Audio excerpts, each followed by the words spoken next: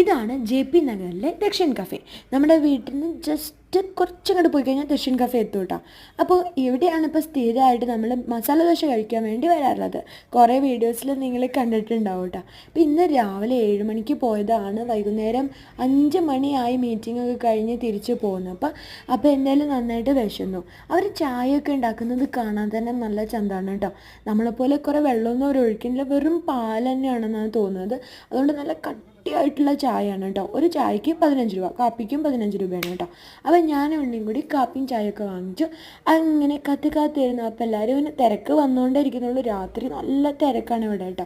അപ്പം ഞാൻ അവിടെ കൂപ്പൺ കൊടുത്തിട്ട് ദോശയ്ക്ക് വേണ്ടി വെയിറ്റ് ചെയ്യാണ്. കുറച്ച് നേരം കഴിഞ്ഞപ്പോൾ നമ്മുടെ മസാല ദോശ വന്നു. ഞാൻ സാധാരണ ഇഡ്ഡലിയാണ് ഇവിടുന്ന് കഴിക്കുക. 20 രൂപ 30 രൂപയ്ക്ക് ഇഡ്ഡലി കിട്ടും കേട്ടോ. സാമ്പാറും എന്ത് ഡിപ്പ് വേണമെങ്കിലും ചട്നി എന്താ വേണ്ടത് വെച്ചാൽ നമുക്ക് അവർ തരും കേട്ടോ. അപ്പോൾ ബാഗ് പോലും മാറ്റിയിട്ടില്ല. അങ്ങനെ